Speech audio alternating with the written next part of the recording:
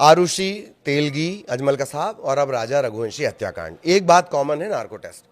क्या बला है ये नार्को टेस्ट जो 3rd डिग्री से ज्यादा कारगर है? क्या ये अलिफ लैला का कोई जादुई जल है जिसे पीने के बाद सच जबान पर आ जाता है, या कोई जालिम चीज है जिसे बॉडी में डालते ही बड़े बड़े जल्लाद किसी तोते की तरह सच बयान करने लगते हैं?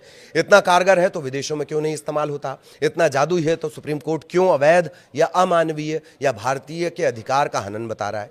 या मेड्यूसा की कोई मोहिनी विद्या है कि पत्थर से सारी हकीकत बयान हो जाती है? आज इसी नार्को टेस्ट के बारे में जानेंगे और शुरुआत करेंगे कि क्या है इसका कानूनी पहलू, मान्यता दरअसल इसकी क्या है। नमस्कार, आपके साथ में ललित प्रजापति।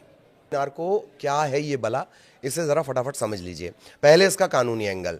सुप्रीम कोर्ट ने अमलेश कुमार बनाम बिहार राज्य मामले में निर्णय दिया कि कोई आरोपी व्यक्ति स्वेच्छा से नार्को एनालिसिस टेस्ट करा सकता है, लेकिन यह केवल मुकदमे के दौरान उचित समय में ही संभव है।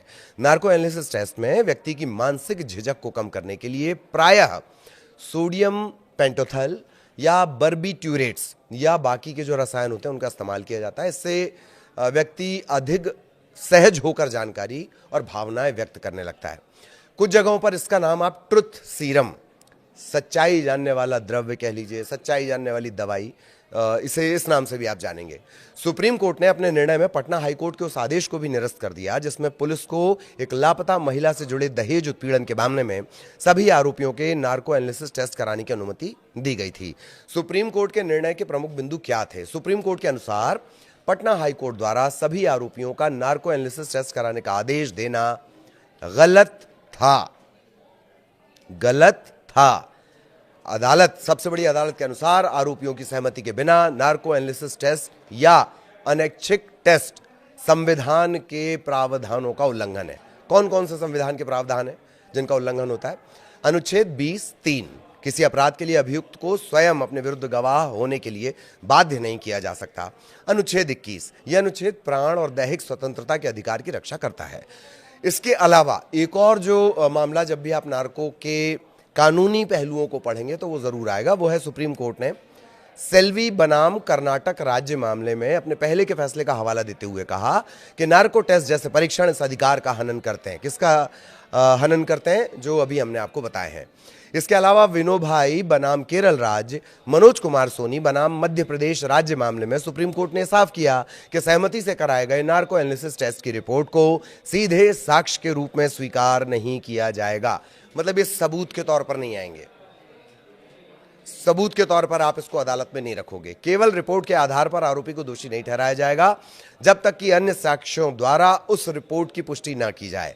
आरोपी अपने पक्ष में साक्ष्य पेश करने के लिए स्वेच्छा से नार्को एनालिसिस टेस्ट करा सकता है। हालांकि इस मामले में उसे निरपेक्ष या अपरिहार्य अधिकार प्राप्त नहीं है।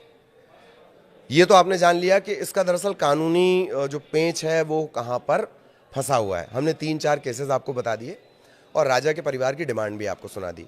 नार्को टेस्ट है क्या, उसे जान लीजिए। ये ग्रीक भाषा का शब्द है नार्को, एनेस्थीसिया या टॉर्पोर। एनेस्थीसिया आप समझते हैं, सर्जरी के पहले आपको दिया जाता है बेहोश करने के लिए, और बड़ा महत्वपूर्ण ये होता है, जो एनेस्थीसिया डिपार्टमेंट है बहुत महत्वपूर्ण होता है। जरा सी मात्रा इधर और उधर और जान के लाले पड़ जाते हैं। इसका इस्तेमाल मनोचिकित्सा में भी होता है, दिमाग से जुड़े जो मामले होते हैं उसमें। इसमें होता क्या है दरअसल? सोडियम पेंटोथल, स्कोपोलामाइन और सोडियम एमाइटल जैसी दवा को आरोपी के शरीर में इंजेक्ट किया जाता है। इसके बाद व्यक्ति एक कृत्रिम निद्रावस्था, हिप्नोटिज्म, कुछ वैसा हिप्नोटिज्म या अचेतन अवस्था में व्यक्ति चला जाता है और उसकी जो कल्पना है, इमेजिनेशन, वो निष्प्रभावी हो जाती है। इसके बाद जांच एजेंसियां संबंधित व्यक्ति से डॉक्टर्स की मौजूदगी में पूछताछ करती हैं, वीडियो रिकॉर्डिंग की जाती है। सोडियम पेंटोथल या सोडियम थायोपेंटल कम अवधि में तेजी से काम करने वाला एनेस्थेटिक है। इसकी अधिक मात्रा में उपयोग सर्जरी के दौरान रोगियों को बेहोश करने के लिए किया जाता है, जिसका अभी हमने जिक्र किया। ये दवा जो है वो बार्बिट्यूरेट वर्ग, रसायन में हर किसी का वर्ग है, केमिस्ट्री में हर किसी का एक वर्ग बटा हुआ है कि फलाने डिपार्टमेंट से ये दवा आ रही है, फलाने क्लास समझ लीजिए, उस क्लास से ये दवा आ रही है। तो ये बार्बिट्यूरेट वर्ग से संबंधित है जो केंद्रीय तंत्रिका तंत्र पर प्रभाव डालता है। चूंकि ये दवा झूठ बोलने के संकल्प को कमजोर करती है, इसलिए इसे ट्रुथ सीरम भी कहा जाता है। ऐसा माना जाता है कि द्वितीय विश्व युद्ध के दौरान खुफिया अधिकारियों ने इसका इस्तेमाल किया था। इतना समझ ही लिया तो ये भी जान लो कि पॉलीग्राफ से ये अलग है। पॉलीग्राफ परीक्षण की जो धारणा है वो आधारित होता है कि जब कोई व्यक्ति झूठ बोल रहा होता है तो उसके समय में उसकी बॉडी रिएक्ट करती है, शारीरिक प्रतिक्रियाएं सामान्य की तुलना में अलग होती हैं। इस परीक्षण में शरीर में कोई दवा इंजेक्ट नहीं की जाती, बल्कि कार्डियो कफ्स या फिर संवेदनशील इलेक्ट्रोड ऐसे उपकरण संदिग्ध जो है जिससे पूछताछ की जानी है, जिससे सवाल जवाब पूछे जाने, उसके शरीर से जोड़ दिए जाएंगे। धड़कन बढ़ जाएगी, बीपी बढ़ने लगेगा, हार्ट बीट्स बढ़ जाएंगी। शरीर रिएक्ट करता है जब आप झूठ बोलते हैं, कुछ कुछ देह भाषा, बॉडी लैंग्वेज जैसा, पर बॉडी लैंग्वेज आप सामने से समझ जाते हैं। इसके लिए मशीनें व्यक्ति के शरीर को मशीनों से जोड़ दिया जाता है, तो मशीनें बताती हैं। कई लोग इसको भी गच्चा दे देते हैं, वो ये समझ जाते हैं कि ये झूठ नहीं पकड़ रही है, हम झूठ पकड़वा दे रहे हैं। खैर, वापस आते हैं।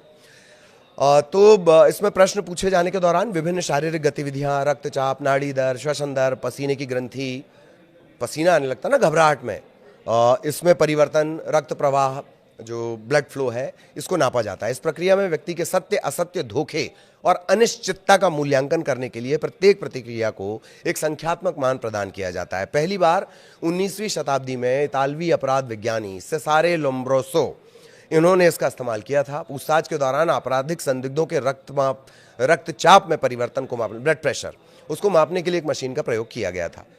हाल के दशकों में जांच एजेंसियों ने इन परीक्षणों के इस्तेमाल की मांग की है, जिन्हें कभी कभी यातना, टॉर्चर या थर्ड डिग्री का बेहतर विकल्प माना जाता है।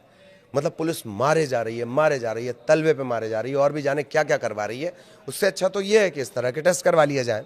हालांकि इनमें से किसी की भी जो सक्सेस रेट है, सफलता की दर है, वो 100% नहीं है। चिकित्सा क्षेत्र में भी ये मसले विवादित बने हुए हैं। जब अन्य साक्ष्य किसी मामले की साफ साफ तस्वीर प्रस्तुत नहीं करते हैं तो जांच एजेंसियां इन परीक्षण का इस्तेमाल करती हैं। साक्ष्य एकत्र करने की प्रक्रिया में विशेषज्ञ द्वारा तैयार की गई रिपोर्ट का उपयोग किया जाता है। अब ये जान लीजिए किस किस हाई प्रोफाइल केस में नार्को का इस्तेमाल हुआ है, वो भी जान लेते हैं। महाराष्ट्र की राजनीति में भूचाल लाने वाला केस था स्टैंप पेपर घोटाला।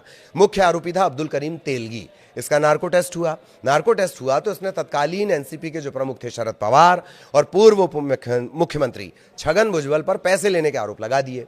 लेकिन इसका कोई मतलब नहीं हुआ, क्योंकि मजिस्ट्रेट के सामने जो बयान दर्ज हुए उसमें इसने ऐसा कोई जिक्र नहीं किया। और हमने पहले ही आपको बता दिया है कि नार्को एनालिसिस भौतिक साक्ष्य के तौर पर अदालत के सामने नहीं रखा जा सकता। मुंबई आतंकी हमले का जो आरोपी था अजमल कसाब, उसका नार्को हुआ था। इसमें कई जानकारियां मिली, उन्हें भी सबूत के तौर पर नहीं रखा गया, लेकिन जानकारियां बड़ी महत्वपूर्ण थी। पारिवारिक जानकारियां, आतंकियों के जो ब्रेन वॉश का तरीका होता है वो क्या है, मुंबई हमले की योजना के बारे में जानकारी मिली, हाफिज सईद के बारे में बड़ी महत्वपूर्ण जानकारी मिली। लेकिन पेंच और है, साल 2010 में आरुषि तलवार हत्याकांड, इसमें उसके माता पिता नुपुर और राजेश तलवार का नार्को हुआ था ताकि हत्या का मामला सुलझाया जा सके, लेकिन नार्को से कुछ भी हासिल नहीं हुआ। इसी दंपत्ति का 2009 में, डेंटिस्ट दंपत्ति थे ये, मतलब इनका लाई डिटेक्टर और ब्रेन मैपिंग भी हुई थी, लेकिन तब भी कोई सुराग हाथ नहीं लगा। तो कोई गुत्थी इससे सुलझ नहीं पाई। आखिरकार ये हुआ कि उस केस में क्लोजर रिपोर्ट, खात्मा रिपोर्ट जिसको आप बोलते हैं ना, वो लगानी पड़ी। अब वापस राजा रघुवंशी कांड पर आते हैं, हत्याकांड पर आते हैं। राजा का परिवार नार्को टेस्ट की मांग कर रहा है। अदालतों में कानूनी लड़ाई की तैयारी भी है, लेकिन सवाल यही कि आखिर नार्को से क्या उस सवाल का जवाब मिल जाएगा जो पूरा देश मांग रहा है कि आखिर सोनम ने राजा को क्यों मरवाया। तो ये वो हाई प्रोफाइल केस हैं जब नार्को टेस्ट के जरिए गुत्थी सुलझाने की कोशिश की गई, लेकिन कामयाबी नहीं मिली। कई जगह तो गुत्थी और ज़्यादा उलझ गई। लिहाजा अभी भी ना तो नार्को से नतीजे तय हैं, ना ही उसकी वैधानिकता। बाकी ये अंगूठा लगा के, दिल बना के कमेंट में ये ज़रूर बता देना क्या ऐसे ही आसान तरीके से आप और भी वीडियो देखना चाहेंगे। अगर आपका मन करे तो आप टॉपिक भी बता सकते हैं। फिलहाल इजाज़त, नमस्कार।